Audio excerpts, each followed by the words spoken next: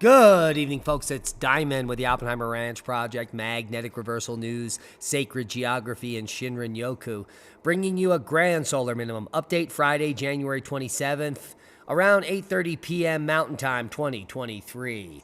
A 1.2 million year old Obsidian axe factory was found in Ethiopia. And we'll get to that later in the podcast. The big story, winter storm to hit the west, blizzard and dangerous wind chills forecast for some.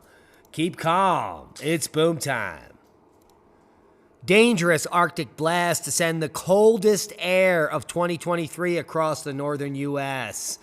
In fact, an Alberta clipper will cause temperatures to plummet more than 20 degrees below average for the northern plains and the upper Midwest, and with wind chills well below zero, frostbite can start in minutes. Blizzard conditions, multiple crashes, close swaths of Wyoming Interstate.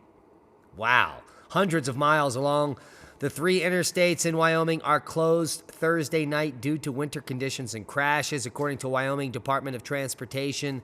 The closures come ahead of a forecast weekend-long snow event across the state. You can see some visibility there, and the closures continue today. Hundreds of miles of Wyoming highways closed early Friday ahead of more incoming storms. Shut up, Al! He doesn't believe it's snowing. That's why we have him in the hole. Swaths of interstate and major highways are closed early Friday due to high winds, blowing and drifting snow, and, well, zero visibility. Take a look at this. Interstate 80 from Cheyenne to Rock Springs is closed as of 5 a.m. on Friday, and Interstate 25 is mostly closed between Cheyenne and Glenado, or Glenado. So please, no unnecessary travel if you don't have to. As 24 inches of snow could hit a Colorado mountain town with blizzard conditions moving through the center of the U.S. Here is the snowfall analysis from the last 48 hours. We can see the big winter chicken dinner here is the Northeast. They've been lacking snow. And ho, ho, ho, there is snow. From West Virginia all the way up to Maine, it's insane. Heaviest totals up in Maine, a foot or more for a wide swath of the region. They've been picking up heavy snow in recent times, as well as Michigan. Take a look at here near Kalamazoo. Heavy snow, and more snow is coming to the Kalamazoo region, as well as the Northern Rockies. A lot of the regions picking up some good snow totals, up to 3 feet here on the western Wyoming border. And more is coming, and no one's bumming. Arctic cold front to bring areas of heavy snow and much below normal temperatures to the central U.S. Now, this cold blast coming down from Canada is going to pale in comparison to the earlier cold blast before winter. I think it was back in December.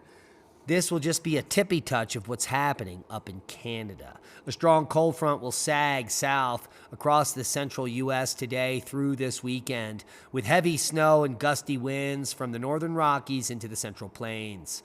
Great Lakes and eventually the Northeast, like a beast, much below normal temperatures will spread across much of the Northwest and north central U.S. this weekend into next week. Heavy rain near the Gulf may bring flooding in the south, but for right now we have winter storm watches and warnings up for 7 states, as well as wind chill advisories in the light blue. Who knew? Now you do. Here is the thermodynamic forecast for the next 7 days. Now, to bring you up to speed, thermodynamics means temperature. And the variations therein. Here is that major cold plume that they're warning about. This is tonight's lows, minus 20, maybe for North Dakota and North Minnesota. Say it ain't soda, but it is. Here we are through Sunday, minus 27 for northern Minnesota forecast on the map. But the big plume here for all of Canada, from central Canada all the way east, minus 30 degrees C is the warning. So Canada is going to be in a dangerous situation at the end of the weekend and moving through. So here's your Sunday into your Monday. Those minus 20 still all over Canada. We're going to have a plume here of minus 30 dipping down into Idaho, western Montana, and into Wyoming. So bundle up. Minnesota, North Dakota also stuck in the paradigm as look at the temperatures here plummeting. Monday morning. Minus 20 for most of the state of Minnesota. Minus 15 for North Dakota. Minus 10 South Dakota. And we're going to be seeing some minus 20s for most of the state of Wyoming. Minus 30 potential for most of western Montana. And minus 30 percolating all the way down into eastern Idaho. So that is the thermodynamic coefficient. And then it's going to just kind of wane off, where we're just going to be below zero, but not into the dangerous situation. Up in Canada, the majority of Canada here on Wednesday, February 1st, is going to be, look at these temperatures, minus 50 potential right here near the border. That could be, those are going to be some record-breaking lows. Holy macaroni. So this huge Arctic plume is going to maintain itself through the first week of February, bringing the coldest temperatures ever seen to Maine maybe in a long time. Minus 30 predicted here for February 4th, as well as New Hampshire, Vermont, and northern New York. So heads up, the chill is coming and no one's bumming. Let's take a look at some of the snowfall totals, shall we? Here is the snowfall through tomorrow morning. Boom. And then that system's going to kick up here in South Dakota. Nebraska is going to kiss Alaska right through Iowa and maybe hit a little bit of northern Indiana, southern Wisconsin. Michigan's going to be the big winner chicken dinner here, especially the Kalamazoo region. Heads up, Top Knot, as a heavy swath of snow moves between South Dakota and Nebraska on the state line. That's fine. But heavy snow moving through the south, much needed moisture to areas that may have not seen snow yet this year. And we're going to be seeing snow as far south as North Carolina. Take a look. Virginia, all of West Virginia, all of Pennsylvania, all of New Jersey could be picking up a trace to an inch. Beautiful on the models. We're going to be moving them through here as February 6th, February 7th, February 8th, February 9th, 11th, and then the 12th. There's going to be a big system that moves through early second week of February that could be bringing groundbreaking totals to North America in the form of, well, hello, Wisconsin.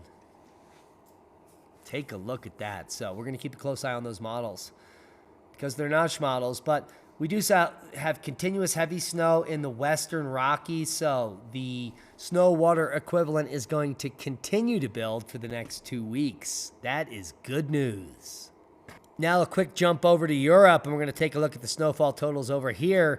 Greta Thunberg's boyhood home is going to be missing out on the action while the rest of Europe is going to be picking up on it. Northern Spain's going to get a quick swathering. Then Scotland is going to be covered by the 1st of February. Take a look. And then the heavy snow moves into the Alps. Here we're looking at the eastern Alps that extend way out into boom time. We could be seeing over 100 centimeters coming through. Who knew? Now you do. Seismic update. No quakes of note, thank God. The seismic forecast is, well, looking amazing. There are no major earthquakes worldwide. Everything is below 6 magnitude. And all is quiet on the Western Front. Even the Ring of Fire has calmed down. Worldwide volcano news update. The same effects here worldwide. There is no significant volcanic activity anywhere. As the sun goes quiet, we're now like 24 hours almost dropping to B range. It appears as if we are in solar minimum, yet we are at solar max. The disk is basically blank. A few pepper spots of sunspots don't amount to anything. And as far as solar flux and that big spike we saw late in the month a week ago, that may have very little effect on the smooth sunspot data. Meaning this sunspot cycle 25 could be weaker than 24. All said and done. We won't know for about 3-4 years. But stay tuned for more boom. Nothing is going on in the sun. The 3-day geomagnetic forecast is for solar minimum conditions. KP2 for the next 3 days. Hey, hey. And that's good news. Well, bad news for Ben Davidson. Rest in peace, Washington's Hinman Glacier, gone after thousands of years. Now, that title should give you pause because of the length of time they're referring to, but they certainly dive right into the global warming goodness here and the nonsense. The largest glacier between the mile... Let me reread that. The largest glacier between high peaks of Mount Rainier and Glacier Peak has melted away after a long battle with global warming. Shut up, Al! He was laughing. The only problem is this has nothing to do with global warming, and they allude to it in this article. In fact, the Hinman Glacier is ancient. Though how ancient is unknown, but according to all scientists, the glacier dates from the retreat of the Cordilleran ice sheet. So this glacier is a remnant of the last glacial maximum. And why it still exists is it should be in the Guinness Book of World Records because we've been warm for 10,000 years. So this is one of the last vestiges of the last ice age, which has just melted out. And guess what? It has nothing to do with global warming, which they claim started about 100 years ago and will burn us all up. But the glacier has been melting now for 14,000 years, by the way. Vulcan Point, this is fantastic. And I wanted to bring your attention to the island in a lake. Here we're seeing this island in a lake, which is on an island in a lake on an island. Did you just pick that up? There is an island on a lake, on an island, on a lake, on an island. And this is not the only one. That's what's crazy. Vulcan Point was formed when the main caldera or crater of Taal volcano filled with water. That's this baby. Creating the main crater lake. Out of its turquoise waters rose the tip of one of the volcano's cinder cones, creating the tiny island Vulcan Point, which you can see here in better detail here. So we have an island in a lake, on an island, in a lake, on an island, in an ocean. Vulcan Point is in Indonesia. And Taal volcano is quite explosive. It can blow up as big as this caldera, or it can blow up as big as this caldera. And I hope the latter doesn't happen anytime soon. And that's boom. Now, some good news on the biological front. As the mainstream media pushes that we're in the next mass extinction, and it's happening now and everything's dying, we have some amazing information coming out over the last few days. An endangered fox seen in California Park for the first time in 100 years. The Sierra Nevada red fox is photographed here near a camera station near Taboose Pass on April 25th, 2022. Once thought extinct from this region, the fox appears to have reemerged. And an elusive rare leopard considered extinct for 45 years was just caught on film in Turkey. Now, in order to get a rare, elusive Anatolian leopard, a species previously thought to be extinct for 45 years, to be caught on camera means that there are lots of them, especially when you're looking at a male specimen that could eat your whole family. Now, more interesting information coming out from archaeology. If you didn't know, we've been pushing back the dates of when things are found further and further back. And this makes sense because prior to the Younger Dryas catastrophe, we think that there was an advanced civilization capable of things that we cannot do today. Well, And there's more information coming out now that pushes these dates way back. Malaysia says that they have found axes 1.8 million years old. These would have been used by Homo erectus. Now, this information came out as early as 2009 with a paper released with this information. But in 2020, a 1.4 million year old axe made of hippo bone was found. And it, in fact, looked exactly like the shape of the axe that was 1.8 million years old. But I'm going to blow your mind. None of these axes are that advanced, and they're probably coming from an hominid species that's not that advanced.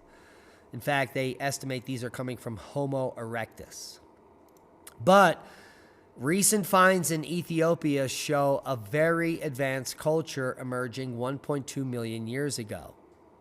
And in fact, they found an obsidian axe factory in Ethiopia. And these axes don't look primitive like these two. These babies are high technology, approaching Clovis. Now, these obsidian handmade axes aren't like an outlier find. They found thousands of them in the cliffside. Take a look at this picture. This is an obsidian factory of axe heads. In some of these shots, including the picture labeled C here, we can see dozens of almost finished axe heads lying on the substrate. And here in D, a close-up. But you can see here in this cross-section in A, just the amount of work going on at this site over a period of time. It literally built up a foot or more during the usage. And it's nothing but manufactured obsidian axe heads and the tailings. So this is quite spectacular. And we're going to leave you links to the new papers here in the articles. Obsidian Hand Axe Making Workshop from 1.2 million years ago, discovered in Ethiopia. This came out January 26, 2023. That's yesterday. And here's the paper, which came out on the 19th of January of 2023. A surge in obsidian exploitation more than 1.2 million years ago at Simbiro 3, Malacca, Kuntur, Upper Awash, Ethiopia. Check it out. Now, new Space Weather news. Weird supernova remnant blows scientists' minds. In fact, it's a new type of supernova, one in which the main star is still there and everything looks like a boom. Fireworks display from a rare dying star. Look at these idiots. Is unlike anything they've ever seen, including the fact that the star didn't die. It's right there in the middle. Here's the paper. This is in fact the remnants of the original historical supernova of 1181 AD. This is the oldest supernova known to be witnessed by humans. This is a significant event, and they tucked it in the pocket of the world. Yeah. For almost 1,000 years, everyone knew about it, but astrophysicists couldn't explain it. And they still can't. So they come out with this salacious article and this paper. Hello. Go get it. Crushed bugs are now being added to food without you knowing. And thankfully not in the US yet. But it's coming, and I'm certainly bumming. Crushed bugs are now being added to pizzas, pastas, and cereals across the European Union. Cricket asses, parasitic infections that they're adding in that are on the crickets are going in your gullet. And no one cares. Do you? The USGS offers free access to on-demand topographical maps. Now, if you know about topos, they cost money. And it ain't funny. Like $7, $10, $20 each. And they only cover a few square miles if you're getting the big resolutions. But the USGS is now offering free access to on-demand topographical maps, creation, and their printing. Yeah, early last year, the National Geospatial Program, NGP, launched the Topo Builder pilot program, which allowed users to build topographic maps for anywhere in the United States and its territories, regardless of their level of mapping expertise. The resulting maps were called as on-demand topos. Now, beginning on Monday, the pilot program concluded, and on-demand topo maps are now officially a permanent national map offering. What say you? Awesome resource, and we're going to need it, so start printing out maps in your region for potential use for wild harvesting, etc. Now, I've done multiple podcasts on the newly published paper on the multi-decadal variation in Earth's inner core and its rotation, and none of it is catastrophic, salacious, fear-mongering, or clickbait. That's what the mainstream media did. They misrepresented a paper, which is barely telling you anything, but trying to bring you up to speed on what's happening on your planet. So, go watch the interview I did with Rex Bear yesterday and get up to speed. It'll be linked below. The GDP report reveals ominous Great Depression warning signs, not seen since, well, the Great Depression. Now, Thursday's GDP report shows that real disposable income has fallen off a cliff. And we may be in the end times as far as the market. So if you don't have tangible goods, and I know that's a big word, that means stuff you need, this is what you should be stockpiling. Necessities, long-term food storage, batteries, flashlights, candles, toilet paper, paper towels, clothing, anything you may need to extend a long period of time without.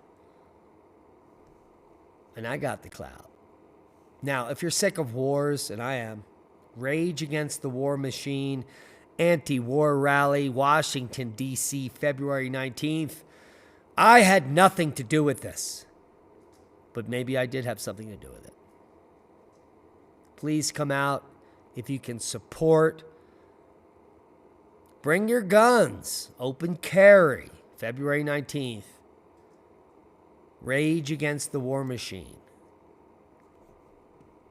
We are sick and tired of our taxpayer money being spent on foreign wars that don't support the homeland. Now, talking about the homeland, let's take a trip to Rapa Nui, Easter Island, and let's look at some of the moai that were stolen from the island at the turn of the century and are now in the, let's say, British Museum. The first thing I want to draw your attention to are the nice nipples on the basalt carved moai statue. Apparently, nipples are important to the ancients. And then the anti-nipples on the back. Now, the problem is that the back carvings are not what they appear to be. They are, in fact, graffiti, just like all the carvings in Egypt, where they claimed the obelisks and they claimed the pyramids. These people in this region of Easter Island, Rapa Nui, who found the island 1,000 years ago, claimed these statues, and they started carving on their backs. About 1,500 years ago were the first carvings, followed by the second carvings, and then laid over by the final carvings of the Birdman cult. If you want to know more, tune in to Diamond and Leah's radio show on Revolution Radio tomorrow, noon, Mountain Time. freedomslips.com, and we will bring you up to speed. And that's a boom to knowledge. If you don't know, Leah and I are going to be speaking at the San Luis Valley Seed Exchange in the first week of April. Go check out the website. They're about to put up details, and we'll bring you more as we know. Subscribe to the channel if you haven't. Share this with like-minded people. Be safe. We love you. Become a Patreon. Support the work we do. And that's a boom.